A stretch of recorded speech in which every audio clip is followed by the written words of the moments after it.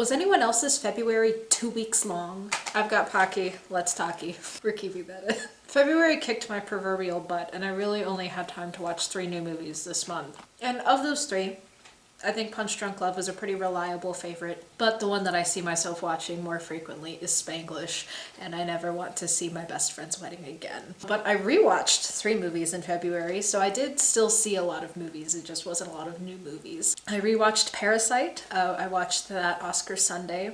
And let me tell you, watching Parasite with a bunch of friends who haven't seen Parasite is the best way to watch Parasite.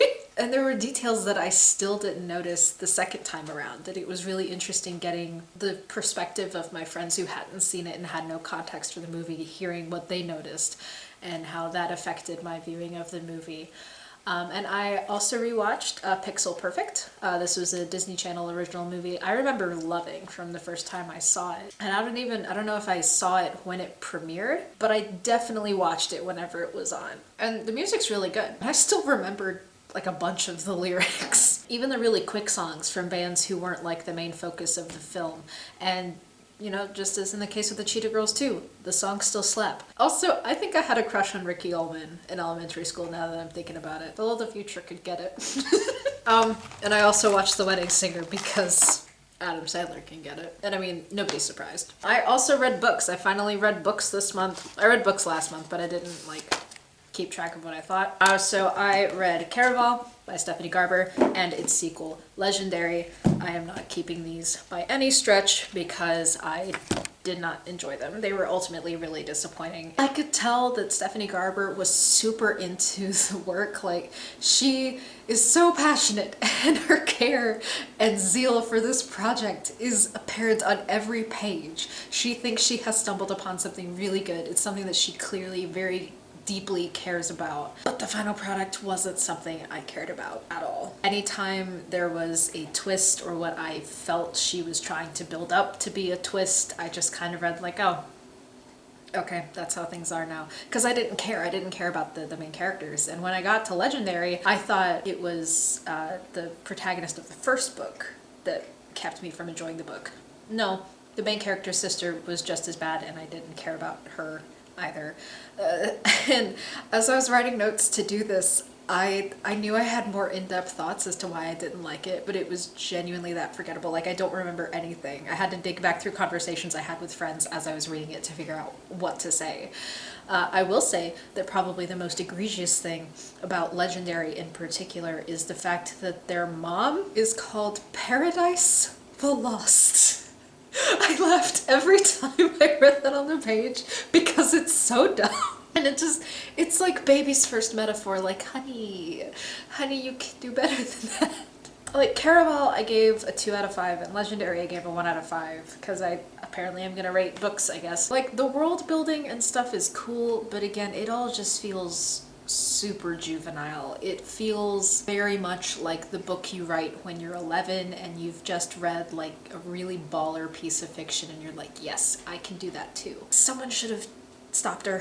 I don't want to bag on it. It's not that I think I've probably said that I think it's bad, but it's not that I think it's bad. It's just, it's trying. She tried so hard, and that's what breaks my heart, is it's clear she cares super deeply about that, but that's not enough to salvage it. I didn't even really enjoy reading large swaths of it. I was just kind of turning pages to get to the end, and I was on a flight in the back of a plane, and of course I was going to finish the book. So that was disappointing. I thought I would get the 3rd book just to see if that would fix anything, but at this point I'm not getting the 3rd book.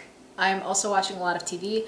I decided to start watching Wizards of Waverly Place because we have a subscription for that and we should probably use it. And wow, I actually really like Wizards of Waverly Place. It's a lot funnier than I gave it credit for. David Henry has a much more sophisticated sense of comedic timing than I think Disney, especially now, is used to. There are certain scenes that I had to watch and rewatch over and over again because they were still really funny.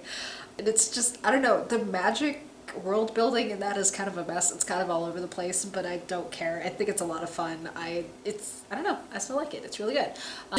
And I am also watching Breaking Bad. So part of the reason I didn't have time to watch anything is I was studying for like a certification exam for work. After spending half of February studying for that, oh honey, don't knock over my setup, please. No. I think we're safe.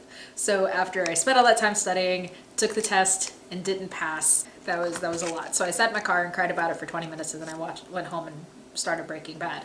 I wanted to watch Better Call Saul because I like Bob Odenkirk a lot. But anytime I Googled, like, if I had to watch Breaking Bad before I watched Better Call Saul, the internet was kind of like, well, I mean, you could, but why would you, like, start with Breaking Bad? And so I was like, oh, okay, fine. Holy crap, this show is bananas. There were so many things like I thought I knew. Sweetie, please don't knock that over. I initially thought that Walt was like a good person. Like I knew he wasn't a drug dealer, but I thought he was like a very good person.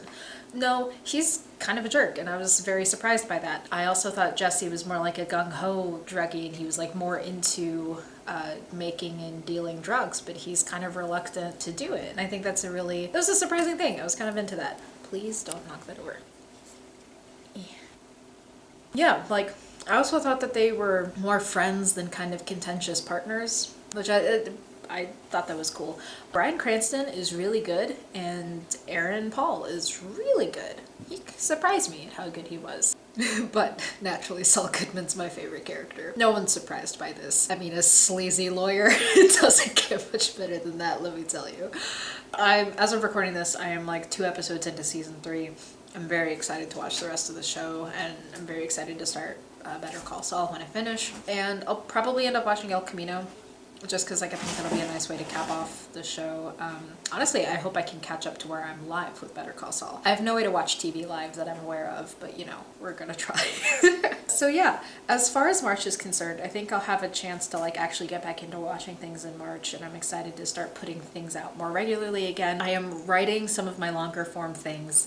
I am still collecting research for some of them. I say research, it's basically rewatching movies and stealing clips from them. It's not that sophisticated. I still like the series. It's a nice hobby, especially since there's no pressure. Like, this isn't what I do for a living. This is just something fun, and it does feel fun. So thank you guys for continuing to watch this. I get a weird thrill seeing numbers go up. Like, the Little Women review almost has 50 views, and that's kind of a big deal. I'm very happy with that. We have double-digit subscribers. That's a big thing too.